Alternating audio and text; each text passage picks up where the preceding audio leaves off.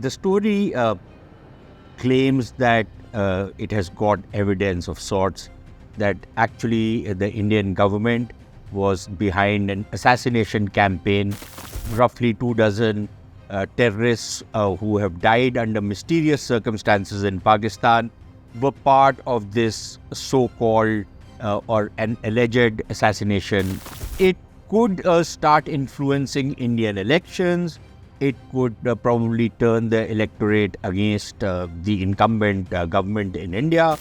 There would be anger in the Indian populace that the Indian government is taking out India's enemies in other countries. There are terrorists who carry out activities in India. Then the government of India will hunt them down wherever they are, including in Pakistan. So it's become a kind of a policy that India will attack terrorists, their base camps, their training camps. The government of India actually publicly declaring or announcing that it has a policy of targeted assassinations. At least the last 40 years have been directly involved in terrorism in India. They've sent in saboteurs, they've sent in assassins, they've sent in bombers, they've trained terrorists.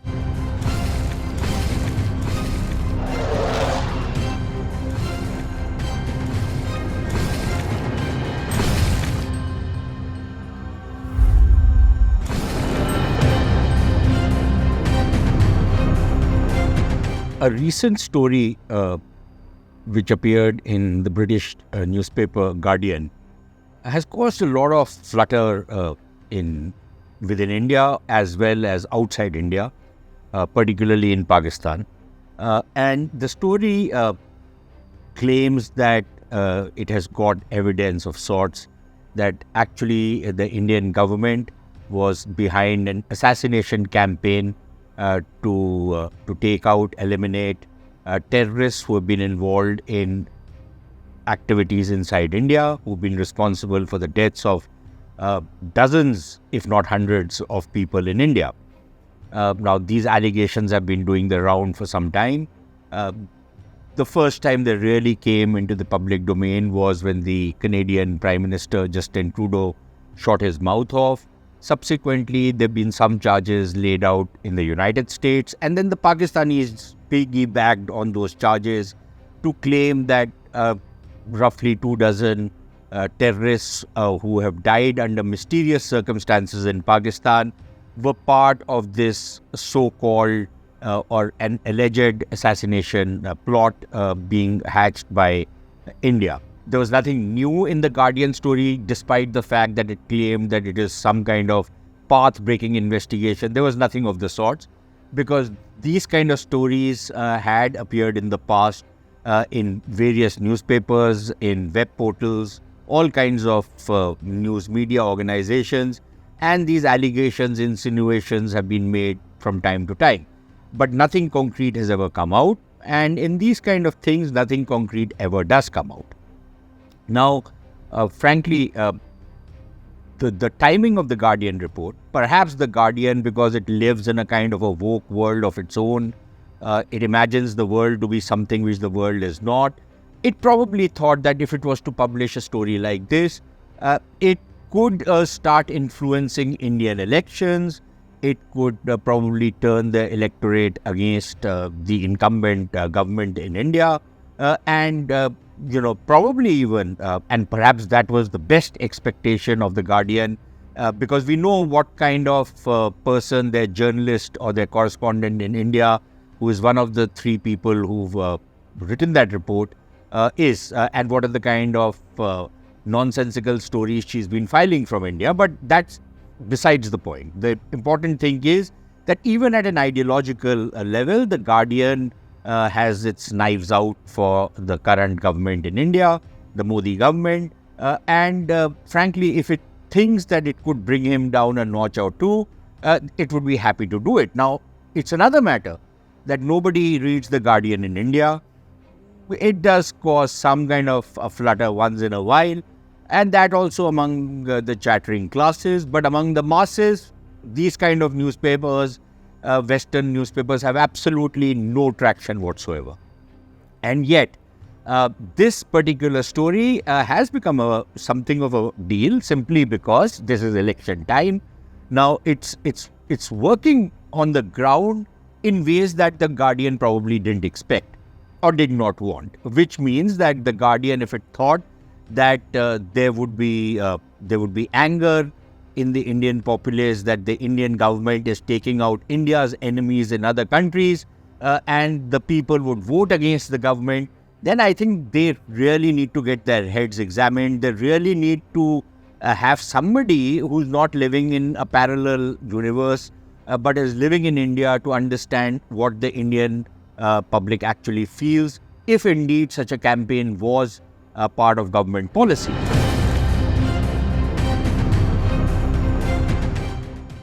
So the impact of this story is going to be quite opposite to what the Guardian was expecting, and it's very clear because we've already had speeches, at the hustings by the UP Chief Minister Yogi Adityanath, who has quoted the story and said that, look, these guys are claiming that the government of India has this very muscular approach, that we will not let the enemies of India carry out their dastardly acts in India and then go and run away and take refuge in rogue states like Pakistan. And that if they were to do it, then yes, there will be retribution wherever they are. We've also had an interview by the Raksha Mantri Rajnath Singh, who also has given an interview in which he was asked a question, and he said, yes, if there are terrorists who carry out activities in India, then the government of India will hunt them down wherever they are, including in Pakistan. Now, of course, the moment Rajnath Singh gave this interview, the Pakistanis were up in arms.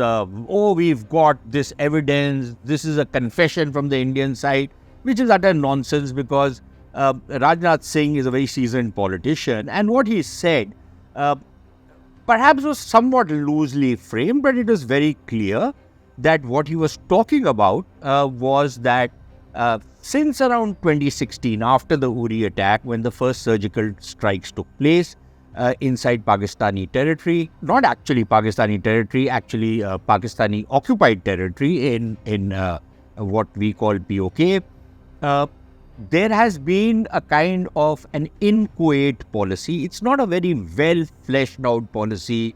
It's not a policy that will kick in every time an action takes place. But nevertheless, it is some kind of a policy which has evolved, because then we saw that in 2019, after the Pulwama attacks, the Indian Air Force carried out a bombing run on a terror camp in Balakot.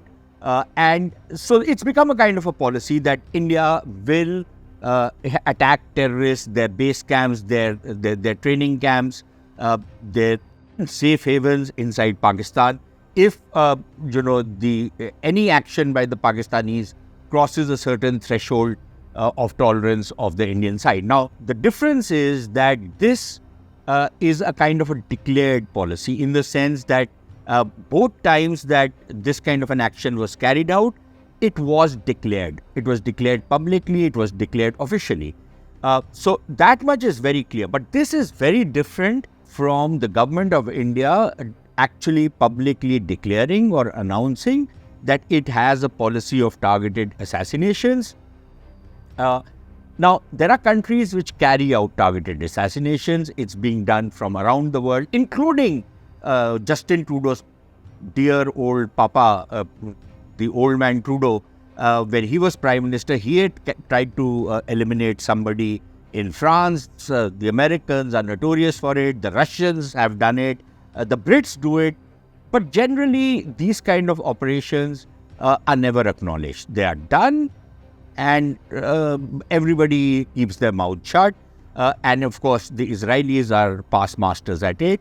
They've carried out operations taking out people in the UAE, in Qatar, in other places. And even when in some of those cases, people have actually been caught on camera, the investigations have pointed to Israeli involvement, the Israelis have never officially accepted it. Similarly, they've carried out operations inside Iran. There have been assassinations. There have been all kinds of other incidents in Iran. But everybody probably suspects that the Israelis have done it. but the Israelis have never really admitted it. Now, so these kind of operations are carried out, but very often people keep quiet about it. Iran also has incidentally carried out such operations against Israelis. They've targeted Israeli diplomats in India. They have targeted Israeli missions in places like Georgia and Azerbaijan. They've tried to do it in Azerbaijan. There was a report of a assassination plot against the Israeli ambassador, which was foiled. But the Iranians have also done it, so everybody is doing it. The thing is that in India's case, this is election time. If the Guardian is giving you a gift on a platter, no politician is going to let it go. In fact, from the opposition side, we've heard people like Mr. Akhilesh Yadav actually, do a lot of breast beating about this particular issue. There are other leaders who say that, look, this spoils India's image. But I think as far as the Indian public is concerned, they are pretty clear that they are okay with this kind of a policy if terrorists are being taken out outside India. So clearly this was a gift at a political level, which people who are going to profit from it have grabbed it very gleefully. The thing is that there are two aspects to this entire issue. One is, of course, the politics of it, which I've just spoken about, and the other is the policy of it.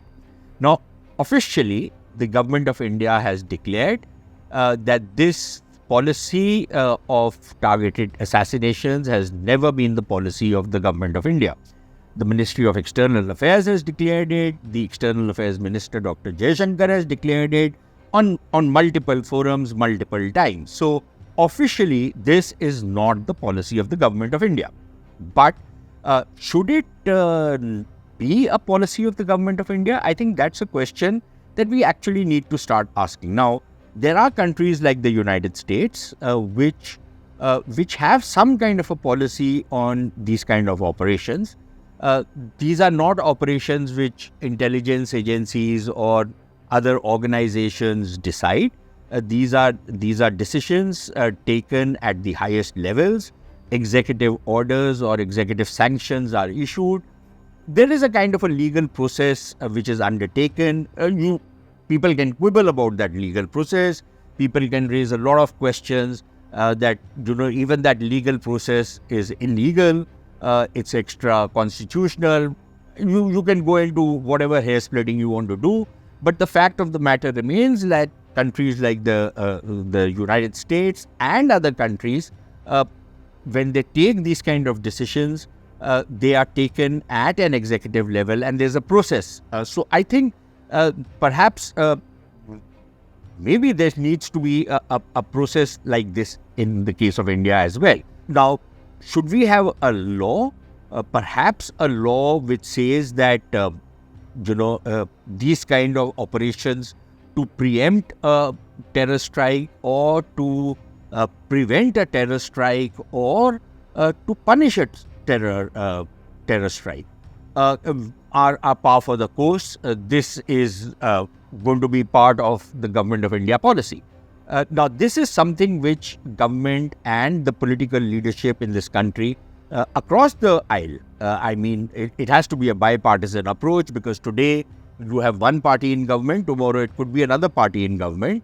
And the important thing is that both parties need to be on board, or all parties need to be on board for such a policy to become a national policy. You cannot have that one government has a policy like this and the other government does not. So clearly, I think it is important to give some kind of a legal cover if indeed this is going to become Government of India policy. But I think it is also important that apart from the rough and tumble of the politics which is ongoing around this issue, I think it is also important that politicians learn that this is a matter of national security, and if operations like this are going to be carried out, they need to learn to keep their mouths shut and simply sidestep or stonewall any queries which might be put on these particular issues. And they have to show a certain degree of political maturity on this kind of a issue. because this has a certain impact internationally as well, which goes far beyond the immediate exigencies of politics. So I think this is something which people need to start taking a clear-cut position on.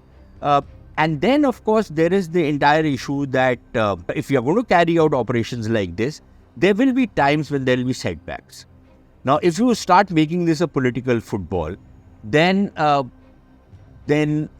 moment there is a setback on an operation like this, the person who's actually trying to take credit for these kind of operations when they are successful will also have to start taking the flak. And it's better not to take the credit and not to take the flak and to play this whole thing down. So I think this is something which needs to be worked out at the political level, if indeed this becomes a policy. The other aspect of this is the Pakistani cribbing. This fake outrage which is there in Pakistan is kind of, it's ridiculous as well as funny. Now, the Pakistanis have been, screaming from the rooftops that this is a violation of Pakistani sovereignty, etc., etc. Now, these are the same people who feel very entitled to comment on India's internal affairs, who feel very entitled to actually interfere in India's internal affairs. These are people who, for at least the last 40 years, have been directly involved in terrorism in India. They've sent in saboteurs, they've sent in assassins, they've sent in bombers, they've trained terrorists. They've been responsible for the deaths of thousands of Indians, Pakistanis. And this is not some deep state, this is not some non-state, this is not some other kind of actor. This is the Pakistani state with the Pakistani politicians who have been responsible for carrying out a murderous campaign in India through these proxies of theirs. Now, for them to start cribbing that India is now paying them back in the same coin when they have given sanctuary, support, sustenance to these kind of terrorists, I think it's not going to be acceptable to any Indian. It's not going to be acceptable to anybody anywhere in the world. That is one part of it. The second part of it is even funnier. In recent months, there have been a lot of attacks inside Pakistan from Afghanistan, or at least allegedly from Afghanistan. The Afghan Taliban claim that most of the attacks which are launched by the Tehreek-e-Taliban Pakistan are being carried out from inside. They are being planned and executed from inside Pakistan. The Pakistanis claim they are being carried out from Afghan territory, both planned and perpetrated from Afghan territory. Now, we know it for a fact, as much as the Pakistanis know about Indian operations inside Pakistan, we know about Pakistani operations inside Afghanistan, that the Pakistanis have carried out airstrikes, they've carried out drone strikes, they've carried out targeted assassinations, they've carried out IED blasts against suspected terrorists, and this is a known fact now.